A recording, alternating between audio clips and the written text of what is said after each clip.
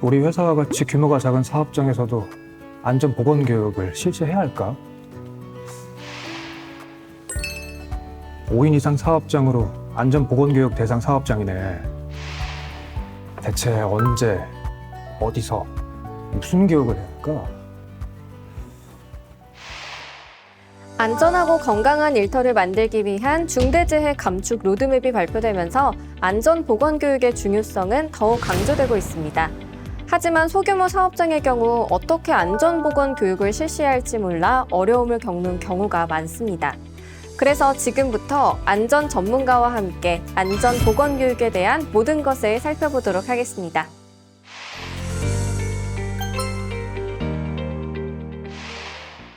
안전보건교육이 중요하다는 얘기는 들었는데 사실 왜 해야 하는지 잘 모르겠어요.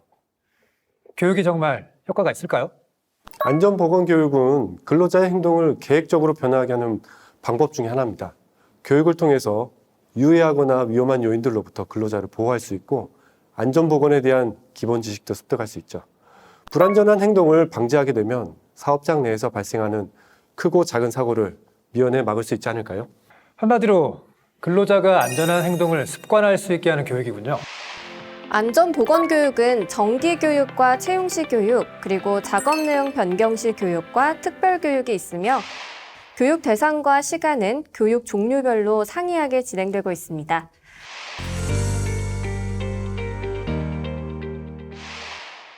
안전보건교육을 하려면 무엇보다 사전 준비가 철저하게 이루어져야 한다고 들었어요. 어떻게 준비하면 되나요? 먼저 사업장에 있는 유해하거나 위험한 요인을 파악하는 것부터 시작해야 합니다. 이것만 제대로 알고 있어도 경각심을 가지고 작업할 수 있으니까요. 사업장에 있는 유해 위험 요인을 파악하기 위해서 여러분들의 얘기를 들어보려고 합니다. 작업 중에 발견한 유해 위험 요인들에 대해서 말씀해 주시겠어요? 저는 그 사출 성형기 작업을 주로 많이 하고 있는데요. 간혹 전원을 차단하지 않고 점검이나 수리를 하는 경우를 보게 되는데 그럴 때 상당히 위험하다고 생각이 들고요. 그리고 상부에서 원료를 투입할 때 추락할 위험성이 높아가지고 항상 가슴을 졸이면서 작업을 하고 있습니다. 반드시 파악해야 되는 요인을 말씀하셨네요.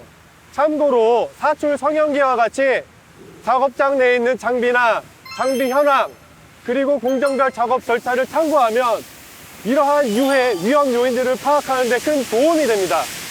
아차 사고 사례에 대해서도 듣고 싶은데요. 한 이틀 전이었던 것 같은데요. 작업장 내에서 물건 적재하고 이동하는 지게차랑 저랑 동선이 겹치는 바람에 부딪힐 뻔했거든요. 그것 때문에 제가 가슴을 쓸어내린 적이 있었어요.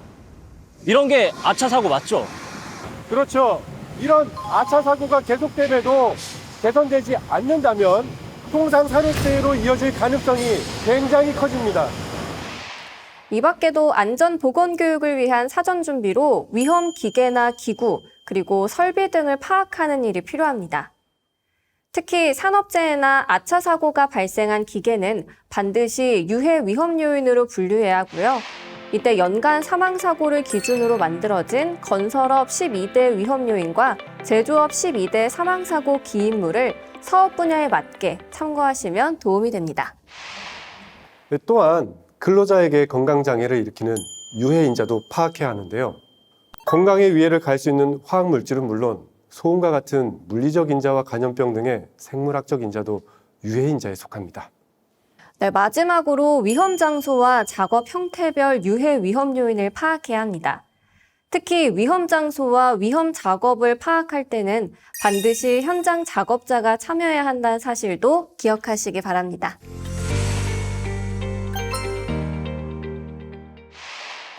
어떠세요? 안전보건교육을 위한 사전 준비 성공적으로 잘 마칠 수 있겠죠?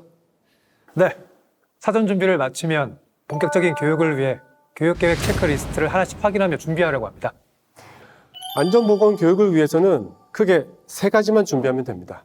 첫 번째로 할 일은 교육 주제를 선정하는 일이죠. 교육 주제를 선정할 때는 사전 조사를 통해 알아낸 사업장의 특성이나 산업 재해와 같은 사고 경험, 그리고 사회적 이슈를 주제로 하면 좋겠죠.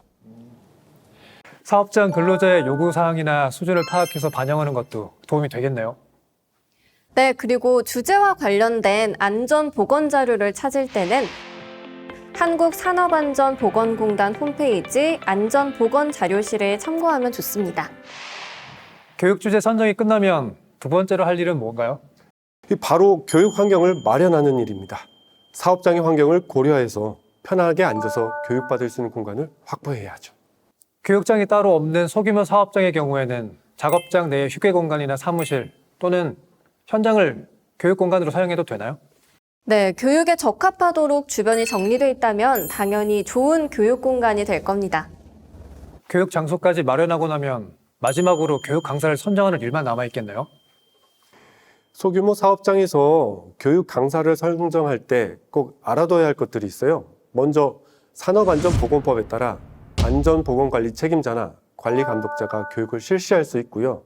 안전보건교육 규정이 개정되면서 사업주나 중대재해처벌법에 따른 경영 책임자도 강사로 선정할 수 있습니다. 네, 안전보건교육 규정에서 강사 자격 조건을 찾아보고 참고하면 적절한 교육 강사를 선정하는 데 도움이 됩니다. 이렇게 교육장에 모여 실시하는 교육뿐만 아니라 작업 현장, 근처에서 실시하는 TBM이나 모바일을 활용한 교육, 그리고 현장 체험으로도 교육이 가능합니다. 네, 더욱 효과적인 교육 진행 방법에 대해 알아볼까요? 먼저 안전보건교육에 대한 날짜와 시간, 교육 대상과 방법, 그리고 주요 내용을 반드시 사전에 공지해서 미참석자를 최소화해야 합니다. 교육은 위험성 우선순위로 실시해야 하며 주제별 맞춤 교육을 한다면 더욱 집중력 있는 교육이 진행되겠죠? 네, 1회 또는 장시간 연속해 실시하는 교육보다는 주기적으로 실시하는 교육이 더 효과가 좋다는 점도 반드시 기억하시기 바랍니다. 참! 교육 강사가 강의를 할 때 질문을 활용하면 교육생의 주의력을 더욱 집중시킬 수 있더라고요. 네, 질문을 할 때는 뚜렷한 목적을 지닌 간단 명료한 질문으로 상대방의 사고를 활발히 자극한다면 아주 좋겠죠. 마지막으로 지속적인 교육 내용을 전달하기 위해 사내 게시판에 교육 안내, 교육 자료 게시 등 상호 소통할 수 있는 환경 조성이 필요합니다. 소규모 사업장에서 안전보건교육을 어떻게 해야 하나 막막하기만 했는데 이렇게 차근차근 준비한다면 어려울 게 없겠네요. 이제 성공적으로 교육을 마무리하면 됩니다. 네, 교육이 끝났다고 해서 모든 과정이 끝난 것은 아닙니다. 이 교육이 끝나면 안전보건교육일지를 작성해서 보관해야 하거든요. 산업안전보건법상 교육일지에 대해 정해진 양식이나 보관 방법이 별도로 언급되어 있지는 않습니다. 따라서 사업장 자체적으로 교육일지 양식을 마련해 작성하면 되고요. 다만 이때 실시된 교육에 대해 충분히 증빙할 수 있는 것이어야 합니다. 네, 마지막으로 교육 이후에는 반드시 근로자와 상호 의견을 공유해서 효과를 검증하고 또 다음 교육에 반영하는 것도 중요합니다. 소규모 사업장의 안전보건교육, 이제 어렵고 막막하게 느껴지지 않으시죠? 안전보건교육 사전준비, 교육 방법, 그리고 교육 효과 검증까지 차근차근 준비하셔서 안전한 행동의 습관화로 건강하고 행복한 일터를 만드는데 모두 함께 하시기 바랍니다. 시청해주셔서 고맙습니다. 수고하셨습니다. 수고하셨습니다.